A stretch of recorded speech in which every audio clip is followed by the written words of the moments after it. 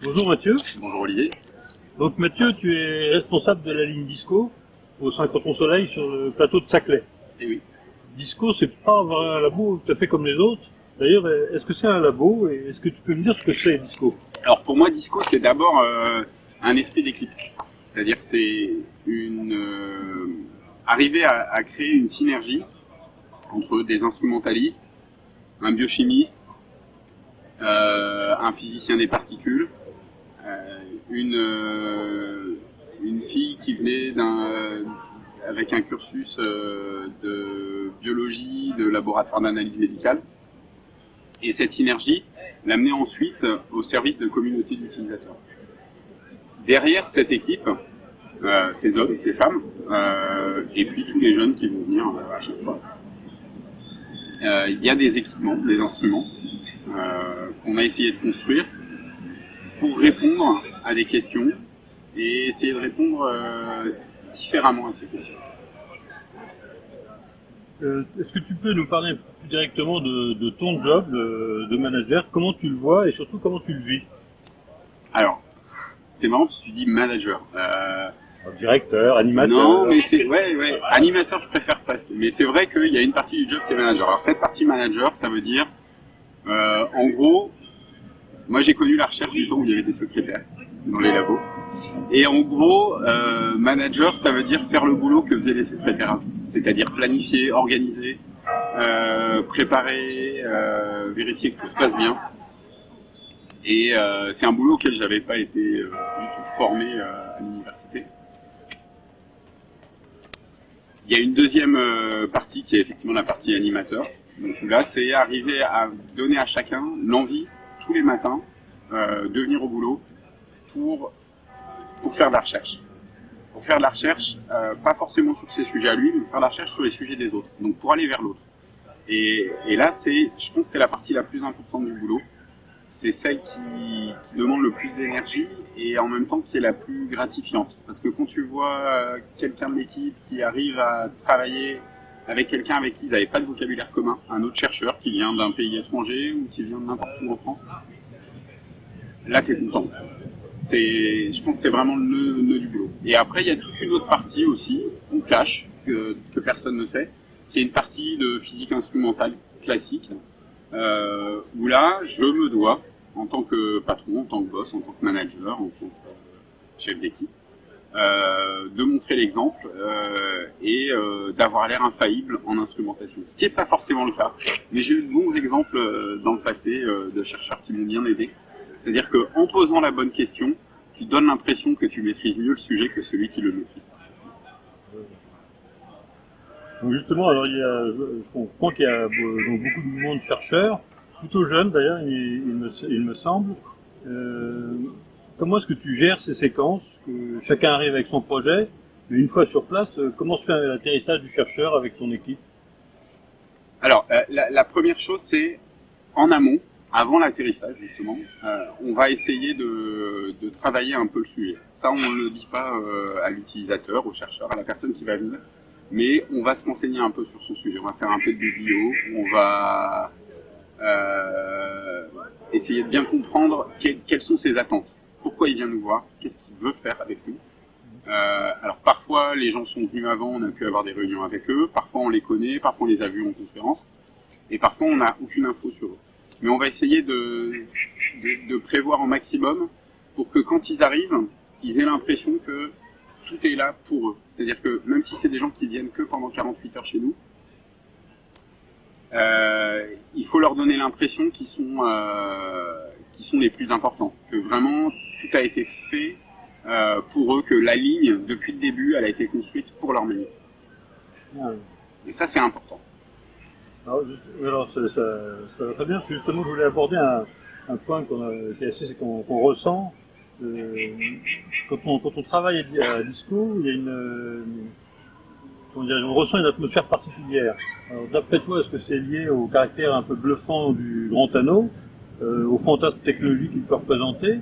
Est-ce qu'il reste justement de la place pour l'humain dans ses relations et dans ses missions? Alors, je pense que ce que tu ressens quand tu arrives sur Disco, c'est... Alors effectivement, tu arrives sur le synchrotron d'abord, donc tu as le côté grand instrument, c'est énorme, il y en a partout. Il y a des gens qui disent on a l'impression d'entrer dans une grande usine ou dans un vaisseau spatial. Enfin, il y en a beaucoup. Et tu arrives dans Disco et tout d'un coup, paf, t'es dans une chambre d'étudiant, dans un studio. Il y a on casse complètement le côté grosse physique pour donner une impression de t'es chez toi. Alors t'es chez toi, t'es chez toi comme quand t'étais étudiant en fait. C'est un peu ça que j'essaye de donner comme ambiance pour que même le chercheur chevronné, bah, finalement il se retrouve face à ses données, il se retrouve face à son échantillon comme quand il était étudiant et qu'il était capable de passer la nuit, de passer le week-end face à son échantillon. Et c'est vraiment ce que j'ai essayé de créer, c'est de donner cette ambiance-là. Il arrive à s'extraire en fait de son voilà. quotidien, de son il est quotidien. Plus dans son quotidien, il est plus dans son labo, on le déséquilibre, on lui casse le côté confortable qu'il a au labo de chaque objet à sa place, à chaque équipement, chaque collègue. Et on le remet vraiment dans une situation de découverte vis-à-vis de sa propre recherche. Un autre point que je voulais aborder, c'est, je crois qu'il va assez bien dans la continuité de ce que tu viens de nous dire, c'est lié à Disco justement, et je trouve que c'est rare, une grande disponibilité de l'équipe, une entraide qu'on ne voit pas si souvent dans les laboratoires. D'ailleurs, ce qu'on constate, c'est qu'il est difficile d'y rester anonyme très longtemps. Alors j'invite un peu par provocation de dire que Tolkien a inventé la communauté de l'anneau, parce que toi tu n'essaierais pas de faire vivre celle des photons. Alors ben, j'irai même plus loin, on aura le droit de couper après si tu veux, mais c'est carrément la religion des photos. Non, plus sérieusement, par rapport à cette disponibilité, je pense que c'est assez compliqué quand on est sur un synchrotron, le job il est pas forcément facile. Moi je considère, c'est déjà écrit dès le départ de Soleil. Quel est vraiment notre job? Est-ce que notre job c'est d'accueillir les communautés? Est-ce que c'est de fabriquer les instruments les plus performants? Est-ce que c'est nous-mêmes de faire notre science la plus performante possible? Sur un très grand instrument de recherche, il y a tout ça mélangé. Et pour moi, ce que j'ai voulu vraiment mettre en avant, c'est le service aux communautés et le faire partager par tous. Et donc, qui dit service dit être serviable et donc être disponible, être le plus altruiste possible. C'est pas forcément facile quand tu dois recruter les gens d'arriver à trouver ce critère d'altruisme, parce que on peut très bien être altruiste dans la vie de tous les jours, mais pas forcément dans la vie professionnelle. C'est quelque chose qui est difficile à trouver chez l'humain. Dans la vie professionnelle, il y a beaucoup d'enjeux. On joue à autre chose. Hein. Je rappelle que dans la recherche, le jeu de Lego n'est pas un jeu d'enfant. Malgré tout ce que moi j'ai pu idéaliser quand j'étais un jeune chercheur sur la recherche n'est pas une grande communauté. Et on a vu apparaître ces dernières années une recherche sur projet qui a créé une compétition entre les chercheurs qui ne devrait pas avoir lieu d'être, parce que finalement, si on fait de la recherche, c'est pas pour nous, c'est pour eux, c'est pour les autres, c'est pour les animaux, c'est pour l'air, c'est pour le futur, c'est pour ce qu'on veut, mais quel que soit ton sujet de recherche, tu fais pas de la recherche pour toi, tu fais de la recherche pour les autres. Donc, tu dois être altruiste, tu dois partager. Alors l'altruisme, je pense que ça doit avoir effectivement, même professionnel, et surtout professionnel, ça doit avoir des impacts. Donc moi ce que j'ai pu voir, c'est que notamment vos horaires sont quand même dictés par les injections de photons, éventuellement par des pannes, il y en a. Il y en a, ouais. Par exemple cette semaine, voilà. Moi je suis à Nantes, tranquille, et eux ils sont en train de réparer. D'accord, donc mais en même temps on voit que le confinement justement des casemates, on pourrait ce terme-là, tout autour du synchrotron, confère à l'ensemble une ambiance assez particulière. On a évoqué ça un peu comme un sous-marin qui sera en immersion en longue durée. Puis parfois, on y circule aussi en roller. Est-ce que c'est pas un peu décalé tout ça? Alors, c'est pas décalé du tout. Je pense que la recherche, même dans un labo normal, elle devrait être comme ça. Il faut pas oublier, si on est chercheur, c'est parce qu'on a gardé un peu la curiosité de l'enfant. Rappel, les vraies questions de recherche sont à la bouche des enfants, hein, c'est pas nous qui les avons. Hein. Nous, on a des questions de recherche qui nous permettent de trouver de l'argent, pas de trouver des résultats extraordinaires qui vont changer le monde. alors que les enfants, ils les ont les bonnes idées. Et le déplacement roller, ça en fait partie. Alors tu parlais de casemate et du fait qu'on est un peu segmenté, un peu comme dans un sous-marin, etc. Il y a quand même quelque chose, c'est que la nuit, parce qu'il ne faut pas oublier qu'on travaille jour et nuit, et la nuit, il se passe quelque chose de différent. Il y a d'abord, on se désinhibe un petit peu, on a des idées un peu plus folles, on va tenter des choses qu'on ne tenterait pas. Et puis, quand tu es un peu tout seul sur ta ligne, quoi, tu vas aller voir un peu ce qui se passe sur les autres lignes. Tu vas discuter avec des collègues, soit du synchrotron, soit qui viennent d'ailleurs, et tu vas avoir des idées de manip en discutant avec les gens que tu n'aurais jamais nulle part ailleurs. Parce que tu vas rencontrer des gens extraordinaires qui font des choses extraordinaires. Forcément, on est dans la recherche, on fait tous des choses extraordinaires. Mais auxquelles tu n'aurais jamais pensé, des gens vers lesquels tu ne serais jamais approché. Il y a un mélange de physiciens, de chimistes, de biologistes, de gens qui travaillent sur le patrimoine, tu vois, sur les peintures, etc. Et c'est ces rencontres-là qui se font en roller, en patinette, en vélo, au milieu de la nuit, au sein du synchrotron, qui vont permettre de créer une synergie, de créer l'étincelle, la magie, qui va permettre de faire une recherche bien meilleure. Donc c'est en fait c'est vraiment être en condition d'être créatif, d'entendre et de pouvoir justement mêler un point de rencontre avec c'est un peu stochastique, c'est-à-dire qu'on va voir quelque chose qui est complètement de spontané. Exactement. Alors, je vais pas mentir, 9 fois sur 10 ça donne rien. Mais la fois où ça marche... Est-ce que tu pourrais nous raconter justement une anecdote comme ça d'une rencontre improbable ou de quelque chose qui s'est passé qui était totalement non pas imprévu, mais imprévisible, qui est un petit peu différent? Il y en a une que j'aime bien qui est assez récente et assez marrante. C'est il y a des collègues qui étaient venus de Bordeaux qui s'intéressaient au problème de stress hydrique dans la vigne. Fort intéressant. Et ils travaillaient en fait... je raconte un peu à l'envers, mais c'est pas grave. Ils travaillaient sur une ligne de tomographie X pour regarder comment les vaisseaux dans le pied de vigne, dans le bois, vont être modifiés sous stress hydrique. Donc ils font des radiographies de pieds de vigne. Alors qu'est-ce qu'ils font? Ils sont venus de Bordeaux avec un camion. Dans ce camion, il y a plein de pieds de vigne. Donc pendant la journée, ils sortent les pieds de vigne dehors, et pendant la nuit, ils les rentrent à l'abri, parce qu'il fait froid, on est en Île-de-France quand même, à soleil, pour les protéger des frimas parisiens. Et puis moi, je vois un soir, là, je les vois en train de rentrer leurs pieds de vigne, je leur demande qu'est-ce qu'ils font, etc. Ils m'expliquent. Et puis on discute, et je leur dis, mais quand même, avec les rayons X, bon, c'est bien, vous avez une belle image à un moment donné, mais vous pouvez pas suivre une croissance en temps réel de ce qui se passe, parce que quand même c'est un petit peu délétère. Et donc là maintenant on est en train de monter une manip avec des ultraviolets pour suivre en temps réel des micro-chaînes en train de pousser. Voilà, c'est juste un petit truc comme ça, on a réfléchi à ça, et c'est en discutant comme ça de but en blanc, simplement parce que je voyais une migration devant moi, une transhumance de pieds de vigne à travers le synchrotron. Effectivement, ça ne peut arriver que là. Voilà.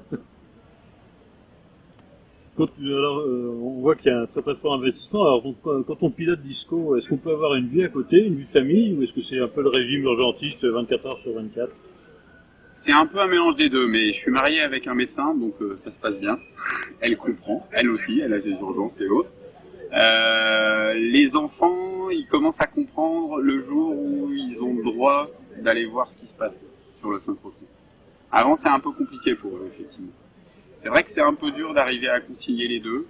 Ça demande également un altruisme de la part du partenaire, et de la part des enfants, mais ça fait partie d'un jeu d'équipe. Alors, j'ai une question facile. Si tu n'étais pas sur le pont de la ligne Disco, quel est le métier que tu aurais aimé faire? Et j'ai envie de renchérir en disant, sur quel continent on aurait le plus de chances de se rencontrer? Ah! C'est une question facile. C'est une question facile. Moi, j'aurais bien aimé être marin-pêcheur. Ça, vraiment, c'est quelque chose qui m'aurait plu. Et sur quel continent?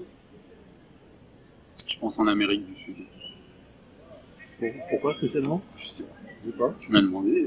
Oui, non mais...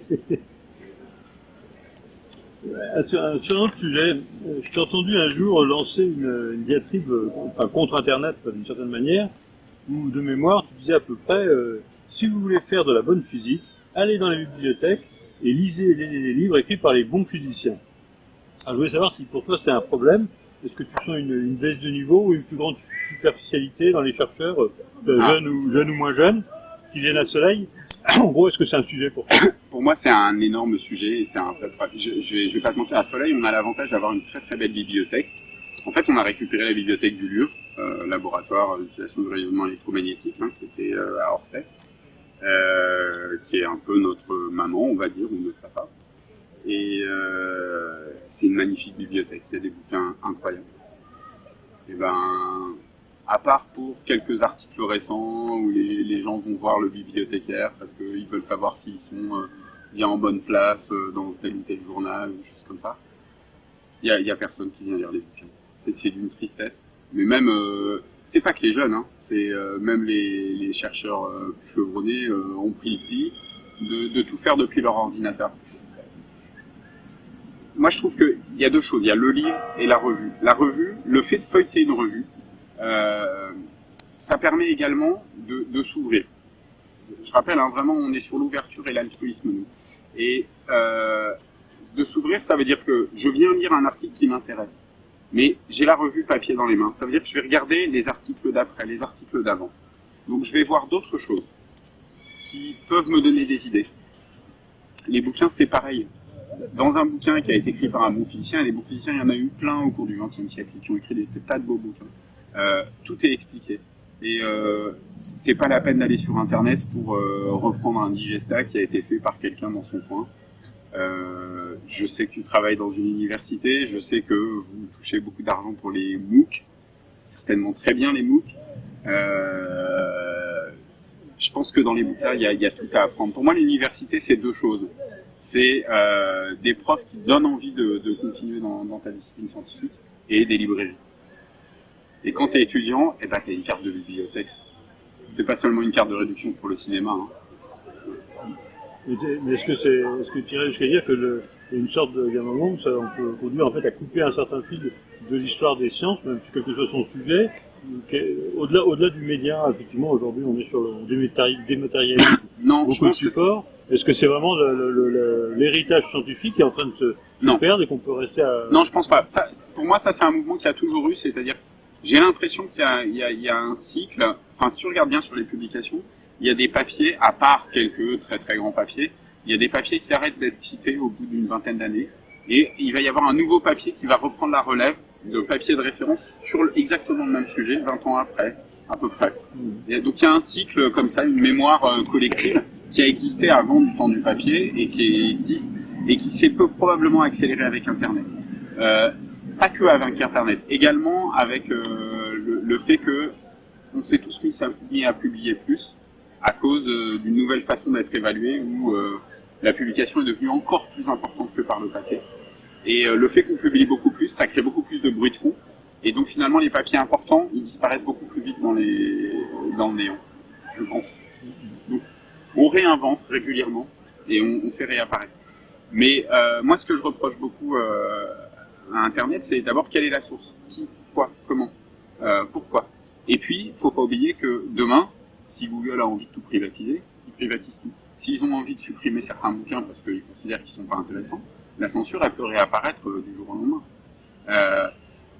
Pas si on est sur un Internet P2P, mais c'est pas ça qu'ils veulent les étudiants. Ils sont consommateurs d'Internet. La plupart du temps, ce qu'ils font, c'est qu'ils regardent des vidéos, ils font des jeux, et puis quand ils sont à l'université, parce que j'imagine qu'ils font pas que ça, ils lisent des articles, ils regardent Wikipédia, ils regardent... Mais un article Wikipédia, finalement, il a été écrit par consensus. En physique, il faut faire des erreurs. Il y a eu des bouquins avec des grosses erreurs. Mais c'est pas grave. Derrière, il y a quelqu'un qui va la dénoncer, l'erreur, avec un autre bouquin. Et l'erreur, elle est apparue. L'éther, ça a tenu pendant très longtemps. C'est important, l'éther. S'il n'y avait pas eu l'éther, il n'y aurait pas eu la révolution quantique derrière. Il fallait à un moment se rassurer et poser des fondamentaux, même s'ils étaient faux. Avec les moyens de l'époque, avec l'intelligence commune de l'époque, on avait inventé l'éther. C'était très bien, très confortable. Est-ce qu'il n'est pas en train de revenir au galop avec les fluctuations du vide? Peut-être. Pour conclure, je voulais savoir, est-ce qu'il y a une question que je ne t'ai pas posée et que tu aurais aimé que je te pose? Alors, je vais le dire un peu différemment. Il y a un point auquel j'avais réfléchi, et c'est marrant que tu m'en aies pas du tout parlé, c'était par rapport à l'université. Moi, je suis un universitaire pur et dur. Hein. J'ai fait toute mon éducation à l'université. Ça a été au grand drame de mon père paternel. J'ai dû me battre pour pas aller en Suède. Et il y a quelque chose qui m'a énormément déçu à l'université après mes études, c'est quand elle a pris ce tournant de dire on va proposer des métiers. On va être capable de former les étudiants pour leur donner des métiers. L'université, elle est là pour donner des connaissances, pour donner de la passion, pour donner de l'envie. Elle est là pour montrer la voie, mais elle n'est pas là pour donner un métier. Je pense qu'on fait une grosse erreur si on considère que les enseignants-chercheurs peuvent donner un métier à des gens. Ils peuvent leur donner une passion, mais pas un métier. Voilà, c'est pas vraiment une question, c'est un peu une réponse. Non, Pour moi, ça a été vraiment quelque chose qui m'a beaucoup marqué. Voilà. Et on continue. Merci Mathieu. Merci Olivier.